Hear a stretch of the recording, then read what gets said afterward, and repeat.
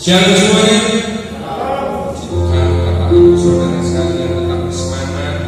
Walaupun Bapak Gembala pergi keluar kota, kita tahu kita akan terima Tuhan. Kita mau bersekutu bersama dengan Tuhan. Biarlah Tuhan melawat menjamah setiap kehidupan kita. Mari kita satukan tadi dalam doa. Biarlah Tuhan menjamah setiap kehidupan kita.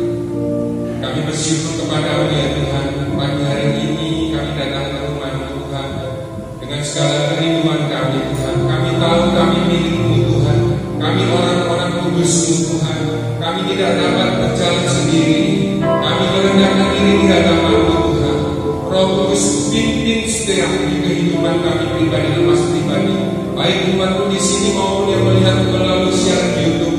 Biarlah Kau menjamah setiap kehidupan kami.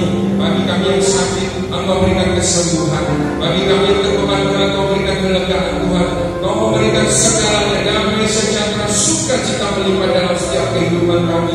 Juga antar umat yang dalam perjalanan di bandar di tempat ini dengan selamat. Kami boleh bersukacita, kami boleh bersorak-sorai. Kami milik-Mu, umat-Mu yang kudus, dan kami siap memberikan yang terbaik. Seluruh tubuh jiwa roh ini kami persembahkan di hadapan-Mu. Hanya di dalam nama Tuhan Yesus yang siap memuji dan menyembah Tuhan. Mari kita semua katakan amin.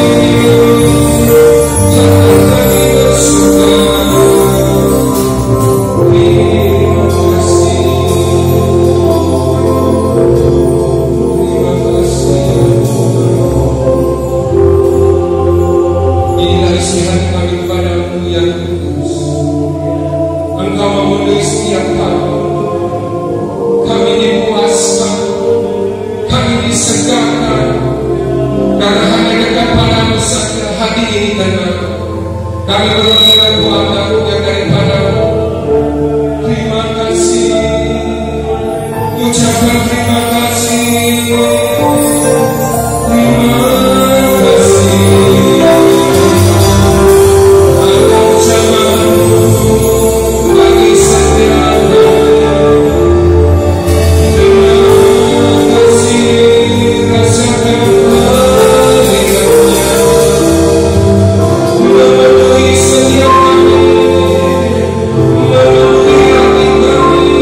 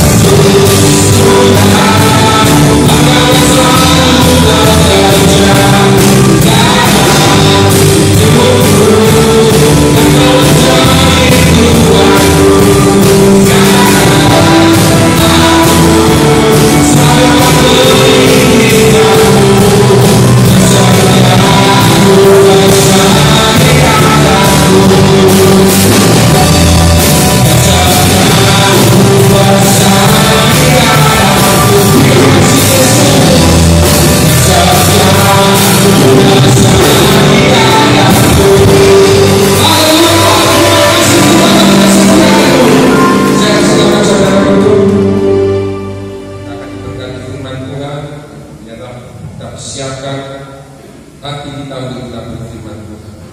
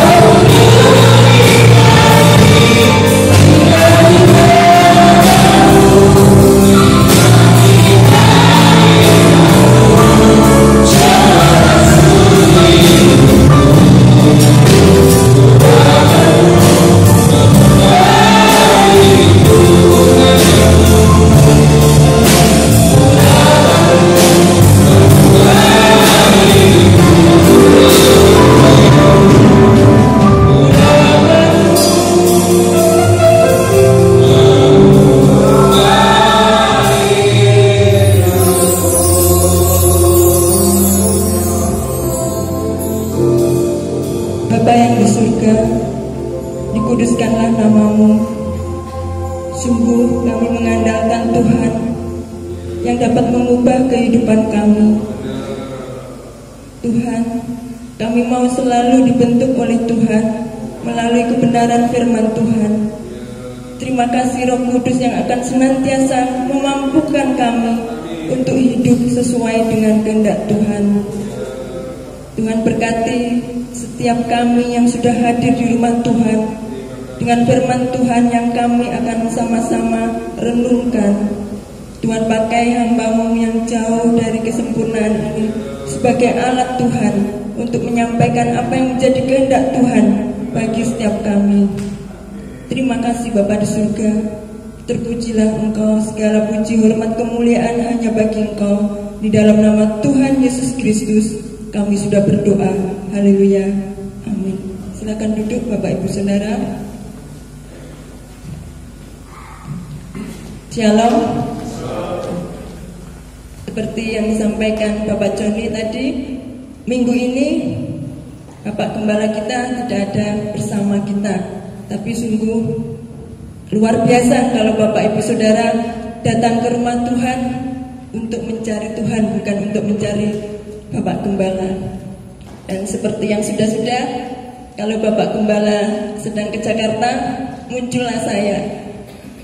Kalau pengkhotbahnya lagi berhalangan. Jadi ya saya bersyukur kalau Tuhan karuniakan sebagai penolongnya. Bukan karena saya sombong ya. Nanti kalau saya bilang saya jadi ban serep, nanti dikatakan saya punya pikiran negatif. Makanya saya bersyukur kepada Tuhan kalau Tuhan beri satu karunia untuk menjadi penolong, menyampaikan berkat firman Tuhan ketika yang melayani berhalangan untuk hadir. Bapak Ibu Saudara yang dikasihi Tuhan, saya ingin satu cerita saya sampaikannya. Sampai hari ini ada satu peristiwa yang tidak pernah saya lupakan dan selalu teringat ketika saya mau berada di mimbar. Tadi saya cukup deg-degan juga mau berkhotbah ya.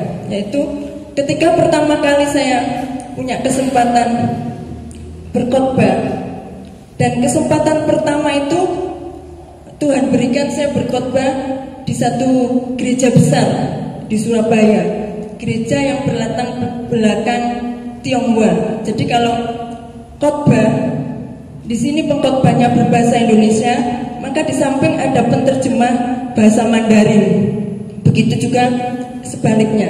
Nah, satu kali saya dijadwal untuk berkhotbah, dan tentu saja ya bersyukur ya. Saya punya, tidak tahu ini terlalu kepedean atau karena terlalu percaya sama Tuhan atau percaya juga sama diri sendiri, tidak ada sedikit pun rasa takut atau grogi ketika mempersiapkan. Bahkan ketika sudah berada di gereja, gembala seniornya itu bertanya kepada saya, "Penginjil Wiwi, takut enggak berkhotbah di hadapan orang banyak?"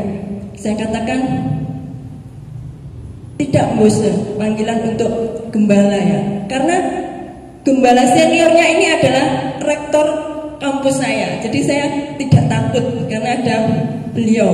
Sedangkan di satu gereja besar itu gembalanya tidak hanya satu, ini gembala senior. Kemudian ada gembala-gembala gereja 1, 2, 3, belum pendetanya, penginjilnya. Dan semua itu lulusan S3 di Amerika, S1-nya di Saat. Sedangkan saya cuma S1, dan saya tidak takut sama sekali. Tetapi ternyata keyakinan saya atau kepedean saya ini dihancurkan sama Tuhan. Ketika selesai berkhotbah, para pendeta yang doktor MTH itu tidak ada satupun yang datang kepada saya menyampaikan kritikan atau kesalahan khotbah saya, tetapi datang seorang wanita tua ya, ibu-ibu, seorang nenek, atau di sana kami panggilnya seorang encim ya. Dia datang mendekati saya, kemudian bicara, "Penginjil, khotbahmu bagus, wih." saya tidak mengerti apa-apa, katanya gitu.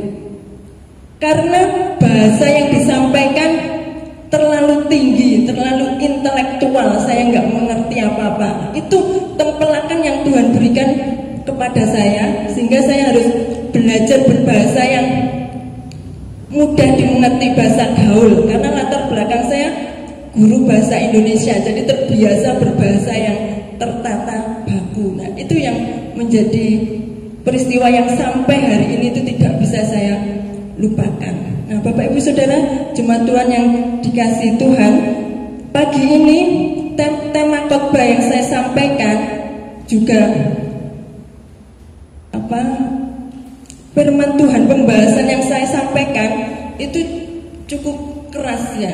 Jadi saya berharap tidak ada satupun yang onsite di gedung gereja ini merasa saya menuduh atau saya menuding. Beda dengan yang online ya, itu terserah.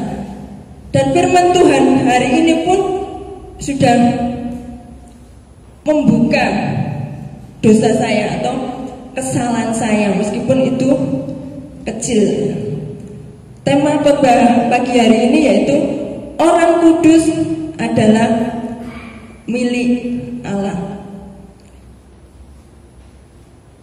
Pasal 20 terutama sebagai nas kuncinya di dalam ayat 26, demikian bunyi firman Tuhan, kuduslah kamu bagiku, sebab aku ini Tuhan, kudus, dan aku telah memisahkan kamu dari bangsa-bangsa lain, supaya kamu menjadi milikku.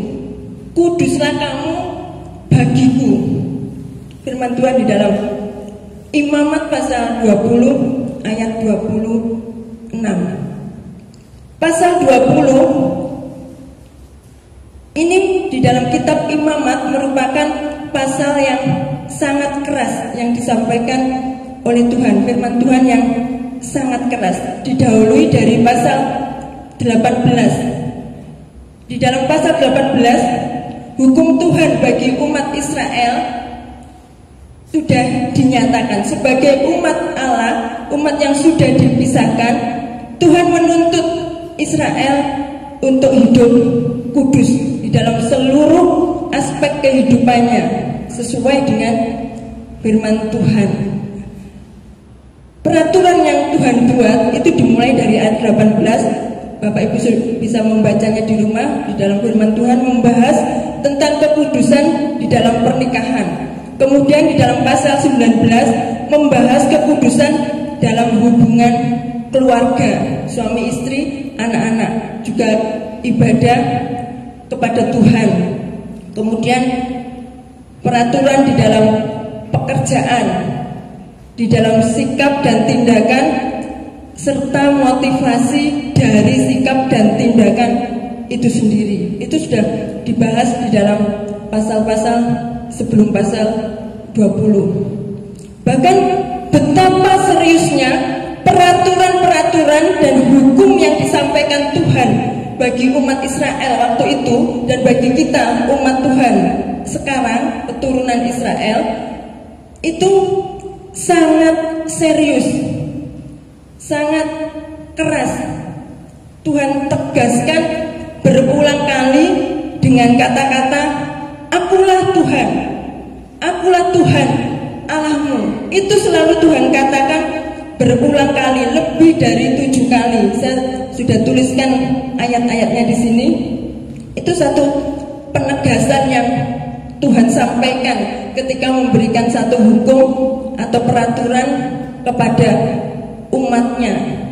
Intinya, ini loh aku yang memberikan peraturan, memberikan hukum, memberikan peringatan, itu adalah Tuhan Allahmu. Bapak Ibu Saudara yang dikasihi Tuhan, sebagai orang yang sudah menerima penebusan Kristus, Israel sebagai umat pilihan, karena Allah yang memilih itu adalah Allah yang kudus, maka juga Allah menuntut hidup kudus. Kemudian yang kedua, kita melihat bagi orang kudus kita, orang-orang yang sudah dikuduskan oleh Tuhan di dalam pengorbanan darah Kristus, ada standar kekudusan. Di dalam perikop Imamat 20 ayat 1 sampai 27, sikap Tuhan sangat keras terhadap dosa umatnya. Umat Tuhan tidak boleh sembarangan di dalam sikapnya berelasi atau berhubungan dengan Tuhan. Ada hukumnya, ada peraturannya yang dibuat oleh Tuhan. Kenapa? Dikarenakan Allah yang memberi perintah itu adalah Tuhan yang Maha Kudus. Dan di dalam ayat 1 sampai 27 ada 6 larangan yang disampaikan Tuhan. Yang pertama yaitu menjalin relasi dengan dewa Molok, arwah, dan juga roh peramal. Itu di dalam ayat 2 sampai 6. Itu hukum yang disampaikan Allah kepada umat Israel waktu itu. Nanti kita lihat korelasinya atau hubungannya dengan kehidupan kita di zaman anugerah perjanjian baru ini. Menjalin relasi dengan dewa Molok. Sebagai pengetahuan, dewa Molok itu adalah setan yang disembah oleh bangsa Amon. Bangsa Amon keturunan dari Lot. Lot kita pasti ingat Sodom dan Gomora. Budaya Sodom Gomora yang begitu menjijikkan, najis di hadapan Tuhan, dan Tuhan memusnahkan Sodom dan Gomora, juga termasuk bangsa Amon, apalagi terhadap umatnya sendiri, menyembah dewa Molok. Kemudian menjalin hubungan dengan roh arwah, itu juga menjijikkan bagi Tuhan. Menjalin hubungan dengan roh arwah peramal dengan tujuan mencari kekuatan magis di dalam kehidupan, itu juga sangat menjijikkan di hadapan Tuhan, menduakan Allah, dan itu tidak kudus tentu saja di hadapan Tuhan. Apa hubungannya dengan kehidupan kita saat ini? Menjalin hubungan dengan dewa Molok pasti kita tidak lakukan. Kita tidak kenal dewa Molok, tidak pernah bertemu. Tetapi apakah kita memang benar-benar tidak menjalin dengan sesuatu yang selain Tuhan? Itu tentu kita sendiri yang tahu.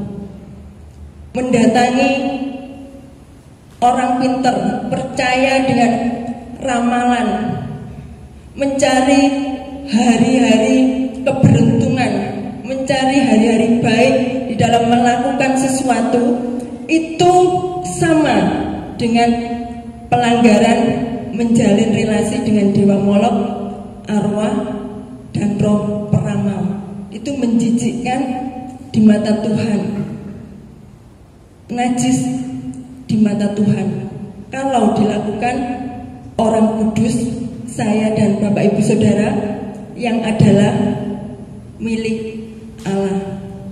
Kemudian larangan kedua yaitu mengutuki ayah atau ibunya. Mungkin kita berkata, saya tidak pernah mengutuki orang tua saya secara hurufiah, mengutuki. Tetapi ketika kita tidak merawat orang tua kita, tidak memperhatikan orang tua kita yang masih ada bersama kita atau yang masih hidup, itu sudah merupakan pelanggaran hukum Tuhan. Di dalam perjanjian baru juga dikatakan di kitab Markus, Matius, ada di sana Markus 7 ayat 10 contohnya ya. Ada hormatilah orang tuamu. Baik kita yang sudah dewasa menjadi orang tua maupun anak-anak yang masih menjadi anak. Saya beberapa kali di dalam mengajar anak-anak youth, saya lebih banyak mengajar daripada dalam bentuk khotbah. Saya juga sering tekankan untuk hormatilah orang tuamu supaya kamu berhasil, karena itu janji Tuhan. Dan orang tua yang dimaksud bukan hanya orang tua secara jasmani, bapak ibu saudaramu, bapak ibumu, atau papa mama anak-anak youth, tapi juga orang tua secara rohani, baik itu gembala, hamba-hamba Tuhan, majelis, atau jemaat yang dewasa daripada kalian. Itu juga orang tua, dan kalian wajib juga menghormati. Itu firman Tuhan, supaya hidup kalian anak-anak youth berhasil. Apa yang kalian cita-citakan berhasil, karena itu janji Tuhan, diberkati panjang umur. Kemudian larangan yang ketiga yang dilakukan umat Israel waktu itu, yaitu melakukan serangkaian dosa seksual di dalam ayat 10 sampai 21. Ini banyak sekali tindakan-tindakan yang dilakukan, melakukan serangkaian dosa seksual, yaitu menikah yang masih sedara, menikahi anaknya, atau berzina dengan anak, dengan ibu, kemudian berzina dengan sesama jenis. Itu Tuhan jelaskan mendetail ya di dalam ayat 10 sampai 21. Apakah di Perjanjian Baru tidak ada larangan ini? Ada, untuk kita yang hidup di dalam zaman anugerah. Karena seringkali kita merasa itu kan untuk bangsa Israel, Perjanjian Lama, hukum Taurat tidak berlaku. Hukum Taurat digenapi di dalam Kristus Tuhan di zaman Perjanjian Baru. Kita yang hidup di zaman anugerah. Perselingkuhan di dalam Perjanjian Baru itu penekanannya itu menjijikkan di hadapan Tuhan. Hubungan sesama jenis itu juga menjijikkan di mata Tuhan. Di dalam kitab Matius, juga di dalam kitab Markus. Di dalam pelayanan kami pernah punya orang yang kita layani, itu ternyata memiliki hubungan yang lebih dari hubungan sekedar sahabat. Sama-sama perempuan, tetapi penampilannya berbeda satu dengan yang satu. Tentu satu ya lebih tomboy ya. Mereka akrab, mereka datang dari luar negeri, orang Indonesia ya, sebagai TKI, TKW. Kemudian Tuhan izinkan bertemu dengan kami, kami layani. Di dalam perjalanan sebagai jemaat yang kami layani, sebenarnya banyak hal yang seringkali mereka lakukan, terutama kepada saya yang tidak diketahui oleh Pak Matius, itu menyakitkan buat saya. Tetapi saya tetap sabar sampai akhirnya pada satu kejadian yang dulu pernah saya ceritakan, yaitu jemaat ini memaki-maki kami karena satu informasi fitnah yang ditujukan kepada saya. Kejadian ini membuat saya sangat down. Saya mengeluh kepada Tuhan, bahkan doa tengah malam tanpa berkata-kata, hanya mencurahkan kehancuran hati kepada Tuhan. Dan Tuhan jawab, dua orang ini sebenarnya kami tidak mencurigai kalau mereka punya hubungan yang dilarang oleh Tuhan. Tetapi Tuhan membuka semua itu dengan melalui seorang hamba Tuhan, pendoa syafaat, untuk ketemu mereka berdua dan mengupas dosa mereka.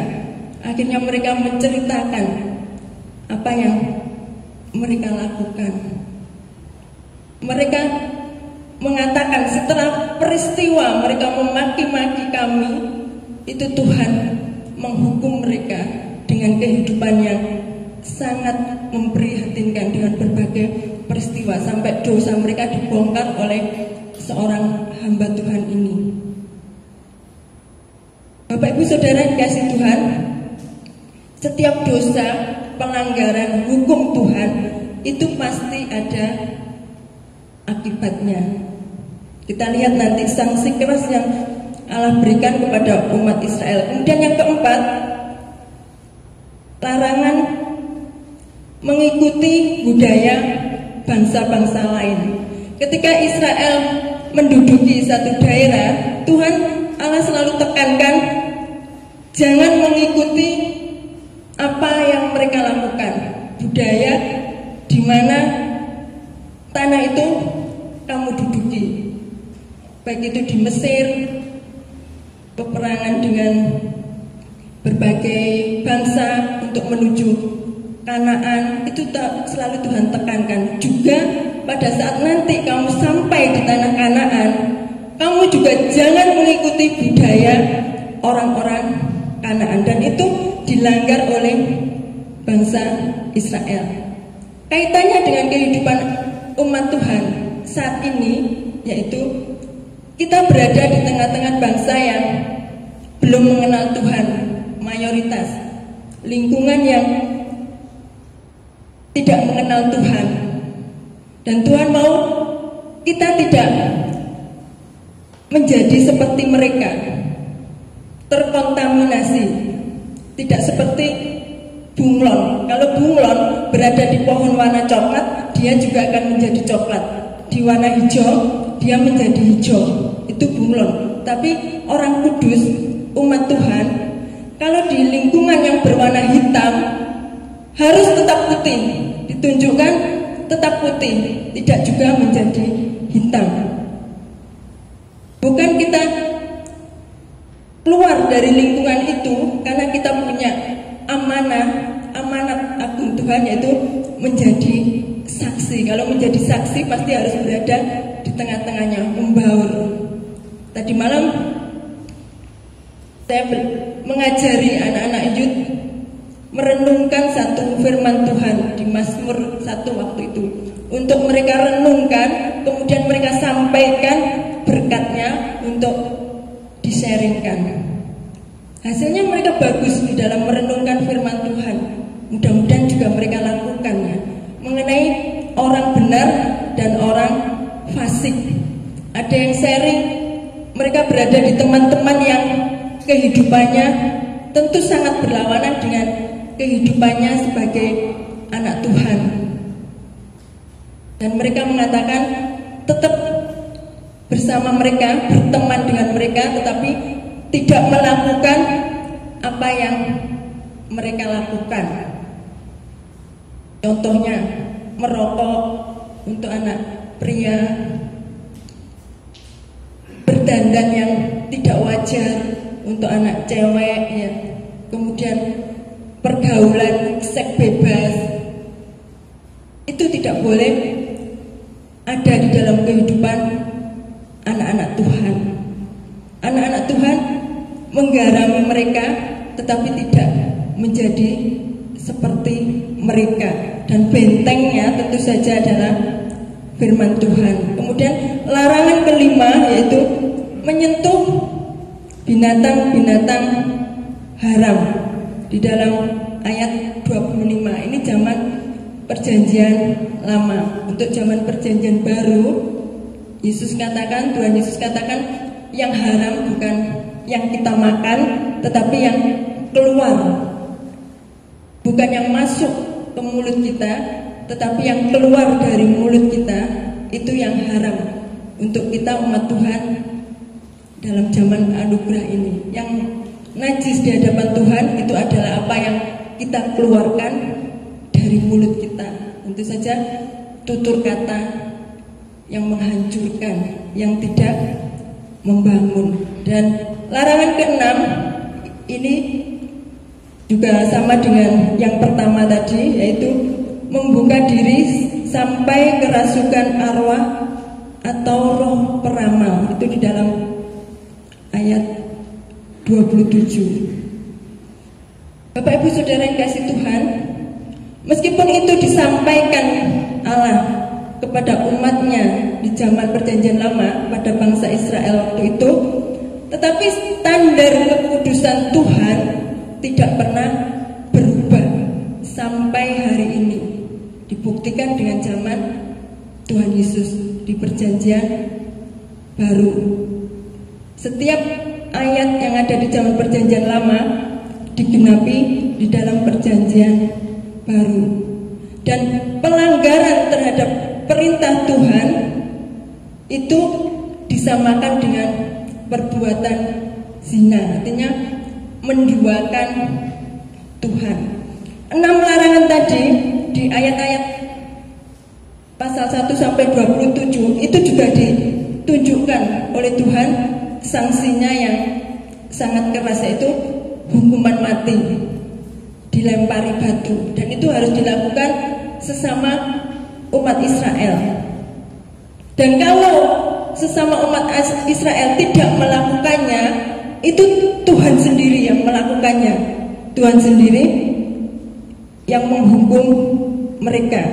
Setiap pelanggaran yang dilakukan pasti Tuhan menghukum mereka, ya. Saya akan bacakan di dalam ayat 6.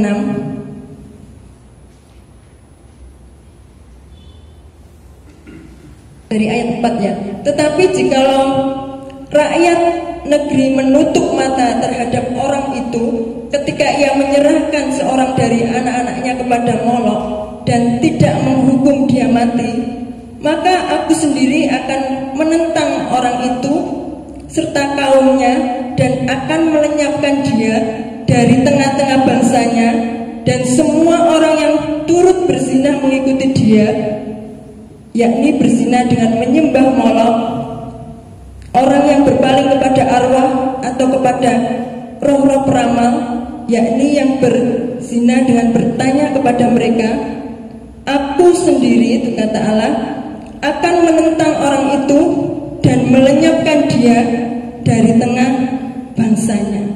Begitu keras hukuman yang Tuhan berikan untuk pelanggaran di dalam kekudusan hidup umat Tuhan. Dihukum mati dan tidak ada keturunan yang mewarisi. Jadi tidak ada keturunan yang akan menikmati tanah Kanaan.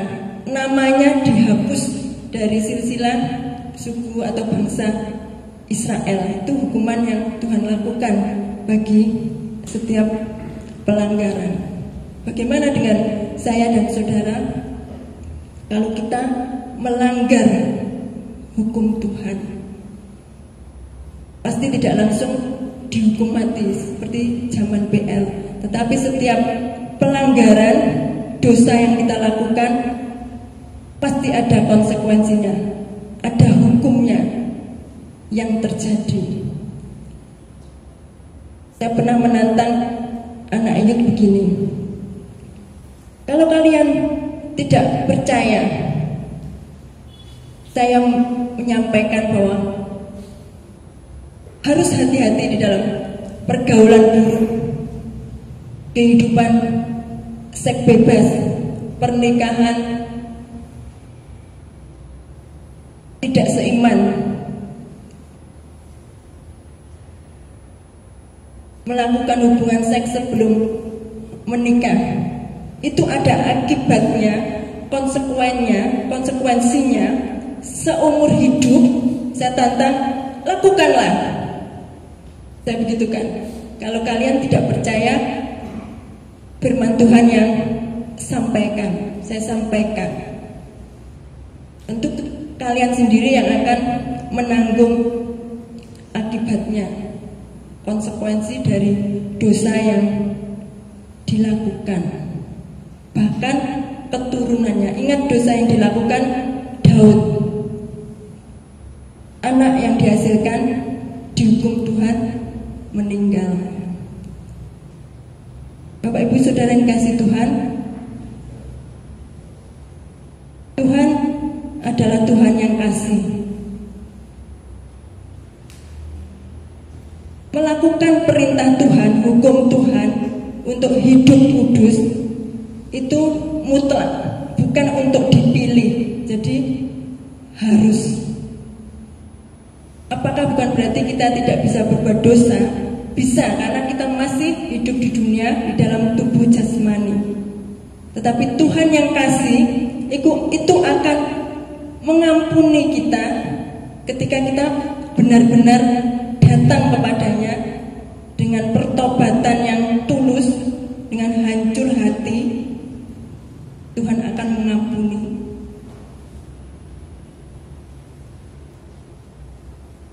Dan sebagai orang yang sudah dikuduskan Tuhan, kita akan tetap menjadi milik Allah untuk selanjutnya. Ingat predikat kita sebagai orang kudus. Tuhan menerima pengampunan jika itu dilakukan dengan sungguh-sungguh dan tidak diulang lagi. Tuhan telah memusnahkan Sodom dan Gomora dan juga sebagian umat Israel yang melanggar. Tuhan juga akan bersikap sama jika kita berzina dengan ilah lain dan melawan firman Tuhan. Berzina dalam arti secara luasnya, menduakan Tuhan, tidak menyembah Tuhan sebagai satu-satunya di dalam hidup kita, tidak mentaati firman Tuhan. Salah satu tindakan yang kelihatannya sepele yang sering dilakukan umat Tuhan, mungkin dianggap biasa, melanggar firman Tuhan, melanggar kekudusan, itu adalah tidak menghormati dan menguduskan hari Sabat. Betapa banyak umat Tuhan yang hari Sabat tidak datang ke rumah Tuhan beribadah, kecuali keluar kota dan di sana juga beribadah di rumah Tuhan. Tetapi hari Sabat dipakai untuk melakukan aktivitas kepentingan pribadinya, tidak datang ke rumah Tuhan. Itu adalah perzinahan, melanggar firman Tuhan. Itu firman Tuhan katakan, hormatilah dan kuduskanlah hari Sabat. Sering dilakukan, itu akan menjadi hal yang biasa. Tidak ada lagi Roh Kudus yang menegur, yang didengarkan, karena sudah biasa. Kelihatannya sepele dan sepertinya tidak ada hukuman Tuhan, tapi di sana pasti ada hukuman Tuhan, karena standar kekudusan Tuhan tidak pernah berubah. Ini pun saya tekankan kepada anak-anak youth mulai dari masa muda, sehingga mereka belajar nantinya menjadi dewasa. Bahkan saya katakan, berani juga kalian harus mengatakan kepada orang tua. Jika ada orang tua yang mengatakan tidak usah pergi ke gereja karena banyak ujian, kalau kalian lebih takut kepada Tuhan, itu harus berani mengatakan. Bukan berarti tidak menghormati orang tua. Justru pada saat kalian banyak ujian, itu harus mendekatkan diri kepada Tuhan. Bagaimana Tuhan mau menolong kalau kalian menjauh dari Tuhan pada saat ujian? Pada saat ujian, itu adalah saat-saat kalian justru harus banyak mendekatkan diri, karena butuh pertolongan Tuhan. Sehingga dewasa nanti, menjadi jemaat dewasa, kalian juga akan tahu menghormati dan menguduskan hari Sabat, kecuali sakit dan tidak dapat bangun. Yang ketiga, kudus tanpa kompromi. Karena kekudusan atau hidup kudus bagi orang kudus itu mutlak, berarti tanpa kompromi, tidak ada banyak alasan. Di dalam Ibrani 12 ayat 14 dikatakan, tanpa kekudusan tidak seorang pun akan melihat Allah. Karena Allah itu adalah Allah kudus. Kita bisa melihat Allah itu kalau kita hidup kudus sebagai orang yang sudah dikuduskan oleh Tuhan. Ayat 26 Tuhan katakan, kuduslah kamu karena aku kudus. Pasal 20 ayat 26. Kuduslah kamu bagiku, sebab aku ini Tuhan, kudus, dan aku telah memisahkan kamu dari bangsa-bangsa lain, supaya kamu menjadi milikku. Seruan yang disampaikan Tuhan ini meminta umat Tuhan untuk mentaati hukum Tuhan atau peraturan Tuhan jika benar-benar miliknya. Karena firman Tuhan katakan, kuduslah kamu bagiku, sebab aku ini Tuhan kudus, dan aku telah memisahkan kamu dari bangsa-bangsa lain, supaya kamu menjadi milikku. Jadi kita orang yang sudah dikuduskan menjadi orang kudus itu adalah milik Allah. Dan tuntutan Tuhan yaitu hidup kudus. Bisakah kita sebagai orang kudus itu hidup kudus? Jawabannya bisa. Karena Tuhan memberikan Roh Kudus. Tuhan sudah mencurahkan darahnya yang mahal untuk orang yang percaya, yang terpanggil untuk hidup kudus. Jadi perintah Tuhan untuk hidup kudus itu mutlak bagi kita dan bisa kita lakukan.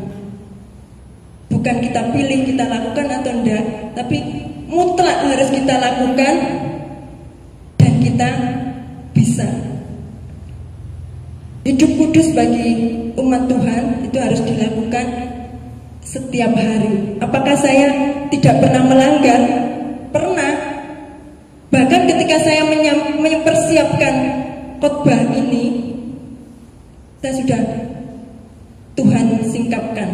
Saya melakukan pelanggaran. Bahkan terakhir sebelum saya berkhotbah, meskipun itu hanya dalam pikiran, dalam hati atau ucapan, itu juga bentuk pelanggaran di hadapan Tuhan. Karena suatu pemikiran negatif, kemarahan. Kemarin itu ada orang yang WA pesan telur asin 20, tapi minta yang hangat. Sedangkan di rumah sudah ada telur asin. Kalau kami berjualan kan malamnya merebusnya, itu pun harus lama, 2 jam, baru paginya dijual. Nah itu pagi WA minta yang hangat. Masa kami harus, karena sudah ada, masa kami harus merebus hanya 20 selama 2 jam? Bisa aja kami rebus 15 menit, tapi kualitasnya tentu sangat baik. Bisa busuk, dimakan pun tidak enak. Kemudian saya berpikiran jelek, mangkel, marah ngomel. Bahkan saya bilang, orang ini beli telur asin apa beli gorengan? Kok minta yang hangat? Itu sudah bentuk pelanggaran kekudusan yang saya lakukan melalui pikiran dan tutur kata kita. Kesimpulannya, kita dipanggil Allah menjadi saksinya di hadapan umat manusia. Tuhan Yesus sudah memberikan teladan bagi kita bagaimana hidup kudus. Jadi kita bisa hidup kudus. Kemudian kita harus memelihara hidup kudus itu dalam kehidupan sehari-hari, setiap hari. Dan Tuhan Yesus akan hadir dalam hidup kita ketika kita menjalani hidup kudus. Hidup kudus bukan proses, tetapi mutlak harus dilakukan. Melanggar kekudusan itu ada sanksi yang akan Tuhan berikan. Amin. Hidup kita harus menggenapi firman Tuhan.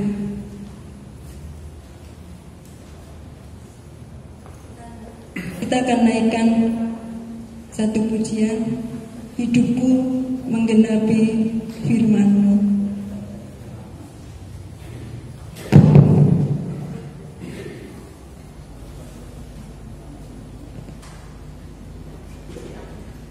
Untuk doa syafaat saya serahkan Bapak Matius.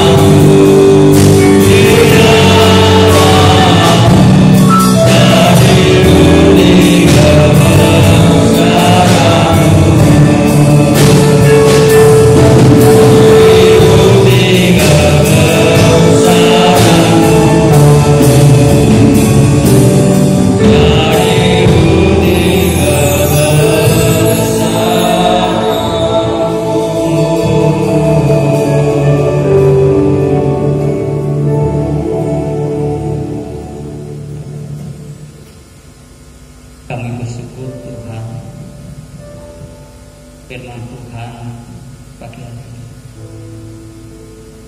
Kami adalah milik Tuhan. Biar Tuhan tolong kami, mohon Roh Kudus memampukan kami untuk kami boleh hidup kudus ya Tuhan, hingga kami senantiasa terkena di hadapan Tuhan.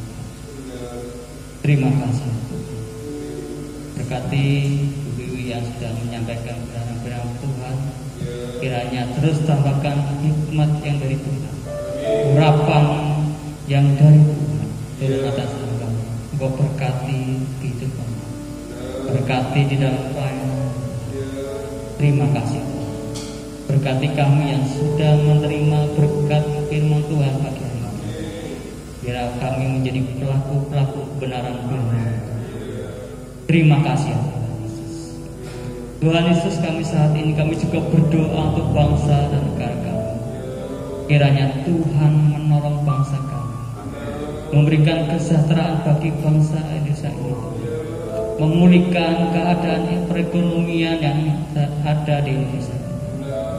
Engkau berkati setiap para pelaku-pelaku usaha, sehingga mereka juga boleh dipakai oleh Tuhan untuk boleh pemulihan di dalam perekonomian bangsa Indonesia ini. Engkau berkati para pemimpin bangsa kami, dari Bapak Presiden Jokowi beserta wakil-wakilnya, dan juga dalam pemerintahan yang sampai paling bawah RT RW. Kiranya juga Tuhan menolong, memberkati di dalam setiap program-program. Engkau berkati kehidupan, Engkau berkati keluarga, berikan hikmat roh takut akan Tuhan kepada para pemimpin bangsa kami. Terima kasih Tuhan Yesus. Kami juga berdoa Tuhan untuk bangsa kami yang menghadapi berbagai bencana alam. Saudara kami yang terdampak bencana alam diberikan kemampuan, dimampukan oleh Tuhan, bahkan diberikan pemeliharaan dari Tuhan, dipulihkan keadaan mereka sampai mereka benar-benar normal kembali. Terima kasih Tuhan. Terima kasih Tuhan. Tuhan Yesus, kami juga berdoa untuk saudara kami yang saat ini sedang mengalami sakit. Kami berdoa minta mohon belas kasihan-Mu Tuhan atas mereka, agar mereka boleh dijamah oleh Tuhan, disembuhkan oleh Tuhan, dan diberikan hiburan, kekuatan untuk mereka, supaya mereka tetap sukacita di dalam Tuhan. Mereka tetap berharap dan bersandar kepada Tuhan. Terima kasih Tuhan Yesus. Kami juga berdoa untuk saudara kami yang saat ini sedang bepergian. Tuhan tolong, Tuhan berkati dimanapun mereka berada. Kiranya Tuhan menolong mereka. Saudara kami yang saat ini mungkin sudah lama tidak hadir di dalam rumah Tuhan, kami mohon kepada Engkau Tuhan, jamah hati mereka, berikan mereka semangat kembali Tuhan untuk mencari Engkau. Terima kasih Tuhan Yesus. Kami juga berdoa untuk saudara kami yang saat ini sedang mencari pekerjaan. Kiranya Tuhan menolong, menuntun mereka sampai mereka mendapatkan suatu pekerjaan yang sesuai dengan kemampuan mereka. Kami juga berdoa untuk setiap saudara kami yang usaha, baik toko, wira swasta, pegawai negeri, apapun yang mereka kerjakan. Tuhan tolong, Tuhan berkati mereka, berikan mereka keberhasilan di dalam setiap mereka bekerja, usaha. Tuhan tolong, Tuhan berkati. Berkati rumah tangga setiap jemaat-jemaat Tuhan di tempat ini, diberikan satu kebahagiaan dari Tuhan, damai sejahtera dari Tuhan, menjadi keluarga yang takut akan Tuhan, menjadi keluarga yang setia kepada Tuhan, mencari Tuhan. Terima kasih Tuhan. Terima kasih. Kami juga berdoa untuk Bapak Ibu Gembala kami yang saat ini berada di Jakarta. Tuhan tolong, biar Tuhan memberikan satu perlindungan, pemeliharaan dari Tuhan, diberikan kekuatan, kesehatan yang dari Tuhan. Engkau berkati Bapak Ibu Gembala kami Tuhan, Engkau jaga dan Engkau lindungi Tuhan. Engkau berkati anak-anaknya, maupun juga anak cucu juga Tuhan tolong, Tuhan berkati mereka. Terima kasih ya Tuhan Yesus Kristus. Terima kasih. Saudaraku, angkatlah kedua tanganmu dan terimalah berkat Tuhan. Tuhan memberkati engkau dan melindungi engkau. Tuhan menyinari engkau dengan wajah-Nya dan memberi engkau kasih karunia. Tuhan menghadapkan wajah-Nya kepadamu dan memberkati engkau dan damai sejahtera yang dari Allah Bapa, cinta kasih sayang dari Tuhan kita Yesus Kristus, serta persekutuan dengan Allah Roh Kudus yang akan menyertai kita sampai selama-lamanya, sampai kedatangan Tuhan Yesus Kristus kedua kali menjemput kita. Haleluya, haleluya, amin.